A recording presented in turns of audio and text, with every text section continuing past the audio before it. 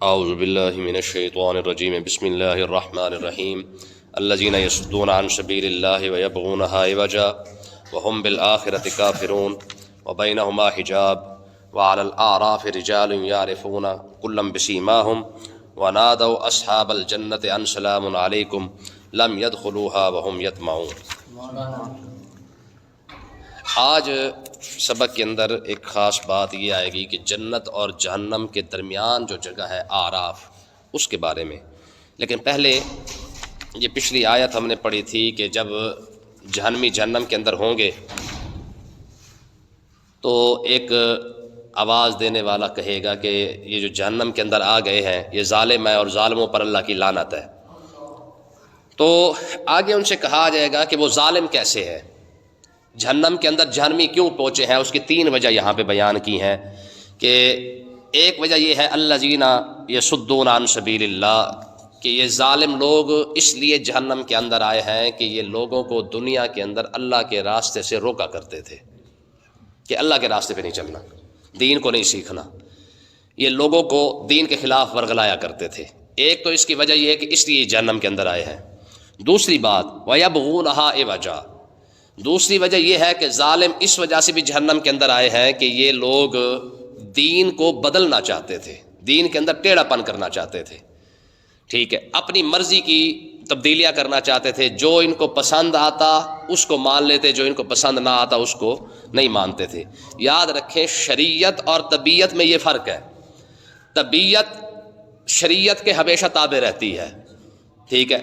ہماری طبیعت کیا ہے کہ ہمیں جناب اللہ کچھ بھی نہ کہا جائے، ہم نماز بھی نہ پڑھیں، روزہ بھی نہ رکھیں، حج نہ کریں، زکوٰۃ بھی نہ دیں، عشر بھی نہ نکالیں، یہ سارے کا احکامات جو اللہ کے دیے ہوئے ہیں یہ ہمیں نہ کرنے پڑے، ہم آزاد رہے اور ہمیں پوچھنے والا بھی کوئی نہ ہو، یہ طبیعت ہے، ٹھیک ہے۔ جیسے شیطان نے کہا تھا میں سجدہ بھی نہ کروں اور فضیلت بھی مجھے ہی مل جائے، یہ نہیں ہے۔ شریعت کیا ہے؟ شریعت یہ ہے کہ جب اللہ اور اللہ کے رسول کا حکم آ جائے، طبیعت مانے نہ مانے، مومن بندے کی نشانی یہی ہے کہ جیسے ہی اللہ اور اللہ کے رسول کا حکم آئے گا مومن کو اپنا سر جھکانا پڑتا ہے۔ جس نے جھکا لیا سمجھ لو کہ پکا ٹھکا مومن ہے، اور جس نے کہا جی میرا خیال ہے یوں ہونا چاہیے تھا پھر ہے جی، تو سمجھ لو کہ مومن بندہ نہیں ہے۔ آپ مومن کے اندر دیکھیں نا جی، کفار مکہ نے قرآن مجید کے اندر یہ آیت ہے، جب آقا علیہ الصلوۃ والسلام نے انہیں قرآن سنایا نا کہ یہ اللہ کا فرمان ہے، آپ قرآن مجید کی پڑھ کے دیکھیں، فرمایا وَإِذَا تُتْلَىٰ عَلَيْهِمْ آيَاتُنَا بَيِّنَاتٍ، جب ان پر ہماری قرآن کی آیتیں پڑھی گئی نا، قَالَ الَّذِينَ لَا يَرْجُونَ لِقَاءَنَا ائْتِ بِقُرْآنٍ، فرمایا کہ جب وہ لوگ جو کافر تھے انہوں نے کیا کہا، غیر ھذا او بدلہ قل ما او غیر ھذا او بدلہ، انہوں نے کہا جناب اس کو بدل کے لے آئے، یہ قرآن ہمارے بارے نہیں کھاتا، یہ تو چندے بھی ہمارے روک رہا ہے، یہ جو باہر سے ہمیں نذرانے ملتے ہیں کعبہ کے نام پہ یہ تو اس کو بھی روک رہا ہے، ہم جو حرام کھاتے ہیں، چوریاں کرتے ہیں، سرداری کے نام پہ پروٹوکول لیتے ہیں، یہ جو سارا کچھ اسلام تو سارا کچھ ہمارا منع کر رہا ہے، ٹھیک ہے۔ اسلام تو کوئی استثناء نہیں لینے دیتا، اسلام کی نظر کے اندر تو عمر ہو یا کوئی چھوٹے درجے کا بندہ ہو، اسلام تو عمر اور دونوں کو جو ہے برابر کھڑا کر دیتا ہے۔ اسلام تو دو چادریں پہننے کے لیے بھی اجازت لینے کے لیے کہہ دیتا ہے، اسلام تو نہیں کسی کو دیتا نا کہ یہ اوپر والا ہے یہ نیچے والا ہے، اسلام کے اندر ایسی کوئی گنجائش نہیں ہے۔ تو جن کی سرداریاں یا جن کا وڈیرا پن، جن کی چدراہٹ، جن کا پروٹوکول، جن کی کرسی کو خطرہ ہوتا ہے نا، وہ اسلام کو نہیں مانتا۔ ہاں غریب بندے کے وارے کھاتا ہے اسلام، آج تو خیر غریب کو بھی وارے نہیں کھاتا، ٹیکس دینا وارے کھاتا ہے لیکن زکوٰۃ دینے وارہ نہیں کھاتا ہے۔ آپ دیکھیں اسلام سال کے بعد ٹیکس زکوٰۃ لیتا ہے، لیکن یہ قوم آج بھی اسلام کو نہیں مانتی، نہیں کھڑی ہوتی اس کے ساتھ، ہر مہینے ٹیکس بھر لیتی ہے، وہ اس کے وارے کھاتا ہے۔ تو قرآن مجید کی یہ آیت کفار مکہ نے کہا جناب اس قرآن کو بدلیں، یہ قرآن ہمارے وارے نہیں کھاتا، یہ تو ہمارا ساری عیاشی ختم کرتا ہے، ہماری ساری بےایمانیاں، ٹھگیاں، چوریاں، سارا کچھ ختم کر دیتا ہے۔ یہ تو ہم کیسے امیہ بلال کے ساتھ کیسے بیٹھے، ابو جہل سلمان فارسی کے ساتھ کیسے بیٹھے، بھی ہمارے تو وارے نہیں کھاتا، ٹھیک ہے جی۔ اور یہی حال تو آج ہمارا ہے۔ تو انہوں نے کیا کہا، انہوں نے کہا جی اس کو بدل کے لائیں، تو اللہ تعالیٰ نے ارشاد فرمایا قل اے محبوب آپ ان کو فرمائے ما یکون لی ان ابدلہ من تلقاء نفسی، میں بدلوں تو تب نہ جب میں نے خود بنایا ہو، یہ تو میرے رب کا فرمان ہے، سبحان اللہ۔ ما یکون لی ان ابدلہ، میں کون ہوتا ہوں اس کو بدلنے والا، ان اتبع الا ما یوحی الی، اور میں تمہیں وہ سناتا ہوں جو میرے رب نے مجھے حکم دیا ہے. ٹھیک ہے نا، میں خود شریعت کا پابند ہوں، میں خود شریعت کا تابع ہوں، میں خود اللہ کے حکم کا پابند ہوں. ٹھیک ہے، میں کیوں بدل کے لاؤں بھائی؟ تو اللہ تعالیٰ نے ارشاد فرمایا یہ لوگ جو ظالم جو جہنم کے اندر جائیں گے ان کی 3 وجہ. پہلا، اللہ کے راستے سے لوگوں کو روکتے ہیں، ہے جی، بچوں کو پڑھنے والوں کو بدظن کرتے ہیں، ٹی وی پر بیٹھ کر بدگمان کرتے ہیں، فرمایا یہ وہ لوگ ہیں. دوسرا، دین اپنی مرضی کا چاہتے ہیں. اور تیسری بات، وَهُمْ بِالْآخِرَةِ کافرون، آخرت کا انکار بھی ساتھ کر دیتے ہیں. اور خیر ہے، کچھ بھی نہیں ہونا ہے، مار دینے. ٹھیک ہے نا جی. اور بس ادھر بخشے بخشایا جناب اعلیٰ، مولوی ہمیں قبر سے بھی ڈرا دیتا ہے، مولوی ہمیں قیامت سے ڈراتا رہتا ہے. مولوی کے پیو کا ہے. ٹھیک ہے، جو حدیثیں ہے، جو قبر کے متعلق فرمان ہے، وہ تو اللہ اور اللہ کے رسول کے ہیں. ٹھیک ہے نا جی. یہ جو حدیث پاک ہے جی، قبر کے اندر جب انسان چلا جاتا ہے تو اس کو اگر مجرم ہو تو اس کا چہرہ پھیر دیا جاتا ہے کعبے سے، اور دونوں قبر کی جو سائڈ ہے وہ آپس میں مل کر مجرم کی جو ہے وہ پسلیوں کو ایک دوسرے کے اندر جو ہے وہ داخل کر دیتی ہے. یہ تو حدیث ہے، یہ تو کسی مولوی کا فتویٰ نہیں تھا. ٹھیک ہے، تو آخرت سے بے خوف بھی ہے، آخرت کا انکار بھی کر دیتے ہیں. فرمایا یہ 3 وجہ تھی جس کی وجہ سے یہ ظالم جو ہے وہ جہنم کے اندر گئے ہیں.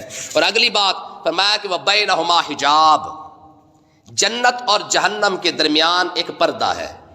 کیا ہے؟ پردہ ہے. اس پردے کو کہا جاتا ہے آراف، یعنی بلند جگہ. آراف کا ویسے معنی بھی کیا ہوتا ہے؟ بلند جگہ. یہاں پہ کون لوگ ہوں گے، اس کے بارے میں مختلف اقوال ہے. ایک تو یہ کہا جاتا ہے کہ آراف کے اندر ایسے لوگ ہوں گے جن کی نیکیاں اور برائیاں برابر ہو جائیں گی. نیکیاں اور برائیاں برابر ہو جائیں گی. آخر کار ان کو جو ہے وہ وہاں سے نکال کے پھر جنت عطا فرما دی جائے گی. ٹھیک ہے. دوسرے وہ لوگ، ایک قول یہ ہے کہ دوسرے وہ لوگ وہ شہید ہوں گے جو شہید تو ہوئے، اللہ کی راہ میں اپنی جان قربان تو کی، لیکن ان کے ماں باپ ان پر ناراض تھے. ان کے ماں باپ کی ناراضگی کی وجہ سے شہید کو جنت میں نہیں جانے دیا جائے گا بلکہ اسے آراف میں ٹھہرا دیا جائے گا. ٹھیک ہے جی. تیسری قول فرمایا کہ تیسرا ہو سکتا ہے کہ وہ لوگ ہوں جہاں پہ آراف کے اندر اللہ تعالیٰ علماء کو اور انبیاء کو کھڑا کر دے گا، کیونکہ وہ آراف کا مطلب ہوتا ہے بلند جگہ. یہ جنت سے بھی بلند ہوگی اور جہنم سے بھی بلند ہوگی. یہاں پہ جب ان کو اللہ تعالیٰ انبیاء کو کھڑا کرے گا تو مقصد یہ ہوگا کہ جنتی بھی آج اللہ تعالیٰ کے نبیوں کی شان اور علماء کی شان کو دیکھیں گے، جہنمی بھی اللہ تعالیٰ کے نبیوں اور علماء کی شان کو دیکھیں گے. تو دونوں ممکن ہے، ہو سکتے ہیں. یہ اللہ تعالیٰ جو ہے بہتر جانتا کون وہاں پہ کھڑا ہوگا. تو یہ مختلف اقوال ہیں. تو اللہ تعالیٰ نے ارشاد فرمایا وَبَيْنَهُمَا حجاب، جنت اور جہنم کے درمیان کیا ہے؟ پردہ ہے، آراف ہے. ٹھیک ہے. وَعَلَى الْأَعْرَافِ رِجَالٌ، آراف میں ایسے مرد ہوں گے یعرفون کلم بسیماہم، جو جنتیوں اور جہنمیوں دونوں کو پہچان لیں گے. یعنی جنتی اس طرف ہوں گے، ان کو بھی دیکھیں گے، پہچان جائیں گے. ٹھیک ہے. اور جہنمی اس طرف ہوں گے، ان کو بھی پہچان لیں گے. وَنَادَوْا أَصْحَابَ الْجَنَّةِ، جنتیوں کو وہ بلا کے کہیں گے ان سلام علیکم، فرمایا میاں تمہیں مبارک ہو، تم جنت کے اندر آ گئے ہو. آراف والے جنتیوں کو مبارک دیں گے، سلام بھیجیں گے ان کے، فرمایا سلام ہو تم پر، تمہیں جو مبارک ہو، تم جنت کے اندر آ گئے ہو. لم يدخلوها وهم يطمعون، فرمایا اللہ تعالیٰ نے ارشاد فرمایا ان کی بھی خواہش ہوگی کہ وہ بھی ان قریب جنت میں اندر چلے جائے. یعنی ان کی خواہش بھی یہی ہوگی کہ ان قریب جنت میں چلے جائے تو اللہ تعالیٰ ان قریب ان کو بھی جنت عطا فرما دے گا. تو یہ درمیان میں کھڑے ہو کے کہیں گے.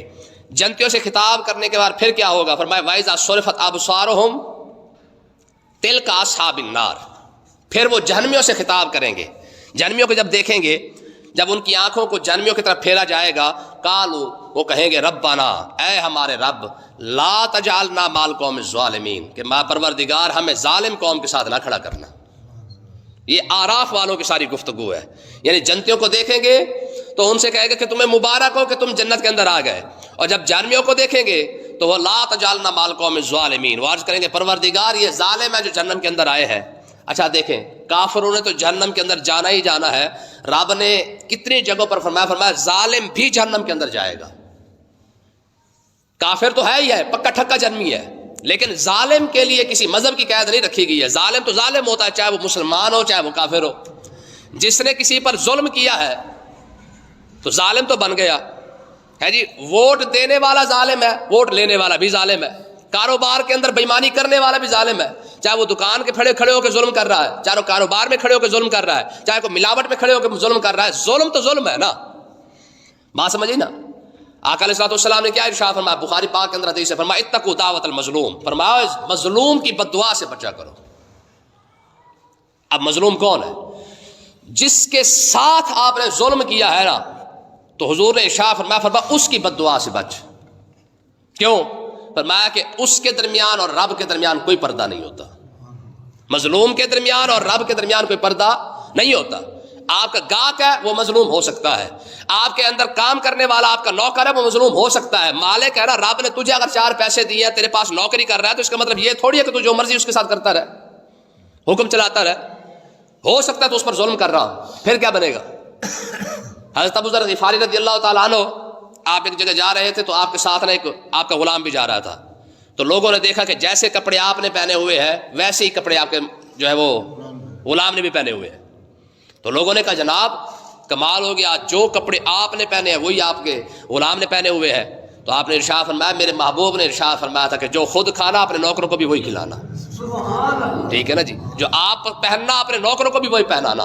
آج غلام نہیں ہے، ہمارے گھروں کے اندر کام کرنے والے نوکر تو ہے نا، ہم خود جو کھا رہے ہوتے ہیں ان کو ہم فریج والا تو دے سکتے ہیں، پرسوں چوتھ والا، ٹھیک ہے جی، لیکن ہماری ہانڈی سے نوکروں کے لیے کوئی کھانا، بڑے بڑے کوٹھیوں کے اندر رہنے والے امیر کبیر لوگ ہو گئے، آپ یقین کریں کہ ان کے نوکر جو ہے نا وہ کھانا گھر جا کے کھاتے ہیں، کہتے ہیں ہم تنخواہ نہیں دیتے، ٹھیک اللہ کے بدلے تو تنخواہ دیتا ہے نا، کاش تو کام کے بدلے تنخواہ دے رہا ہے تو اگر روٹی دے دیتا تو شاید تجھے مفت کے اندر جو ہے وہ دعائیں بھی مل جاتی۔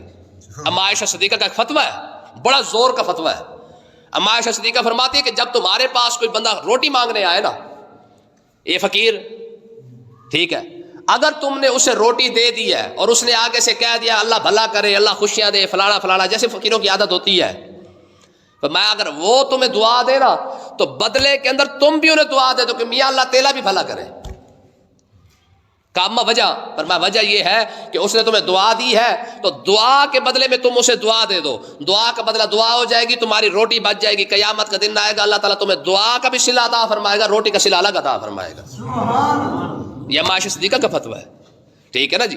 تو بہرحال اللہ تعالیٰ نے ارشاد فرمایا یہ جو مظلوم ہے نا، مظلوم اس کی بڑی پہنچ ہے، اس کی کیا کہتے ہیں ہم، فاروق اعظم رضی اللہ تعالیٰ عنہ کھڑے ہو نا ممبر پہ، اور آپ نے ممبر پہ کھڑے ہو کے ارشاد فرمایا تھا، فرمایا پہلا خطبہ تھا فاروق اعظم کا، پہلے تو لوگ صدیق اکبر کے پاس پہنچ گئے کہ خدا کا خوف کرے، ہم پر کس کو حاکم بنا کے جا رہے ہیں، ٹھیک ہے جی، عمر ہمارے وارے نہیں کھاتا، تمہاری مہربانی کوئی اور بندہ سلیکٹ کرو۔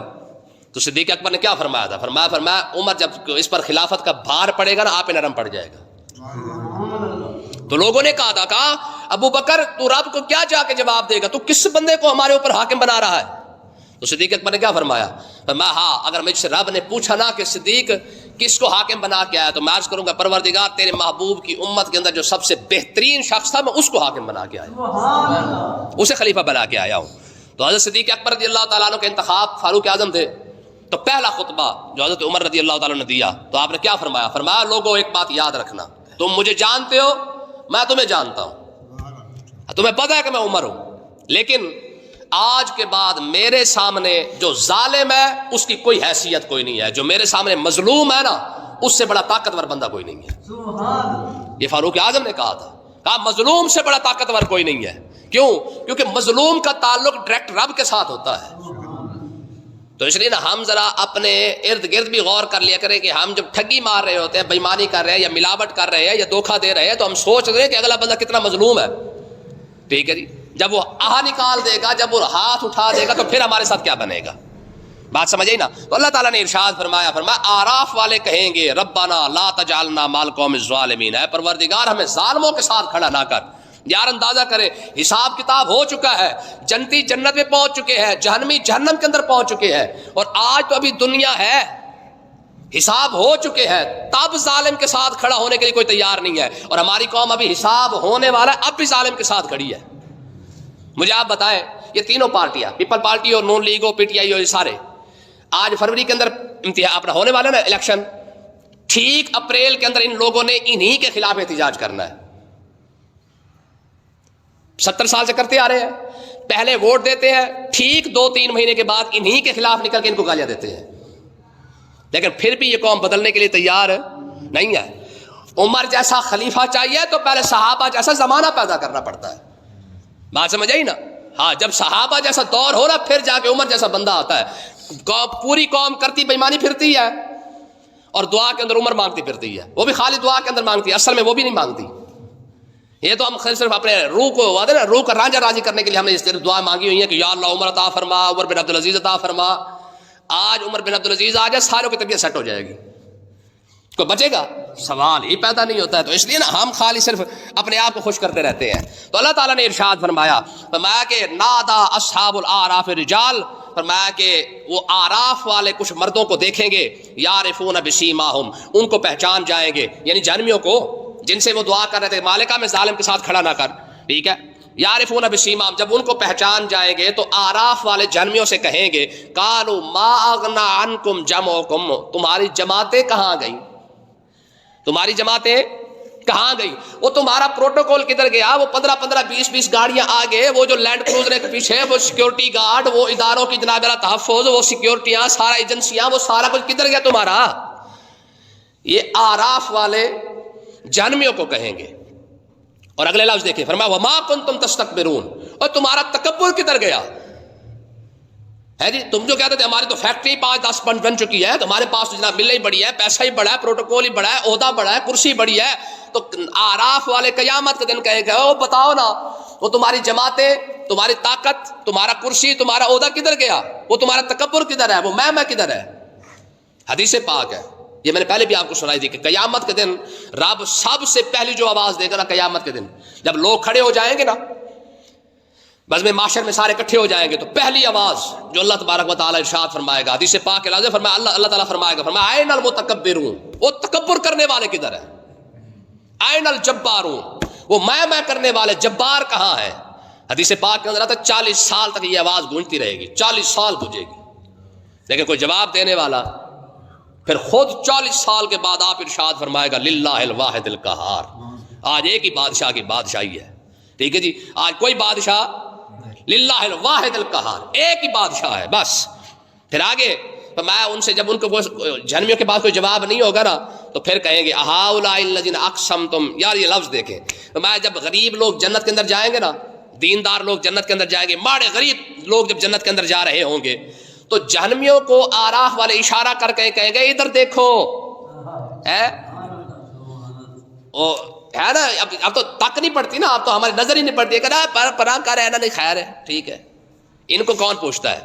ہاں آج غریبوں کی کوئی بات نہ بھی پوچھے تو قیامت کے دن سب سے زیادہ غریبوں کی بات پوچھنے والا رب بھی ہے, ٹھیک ہے نا.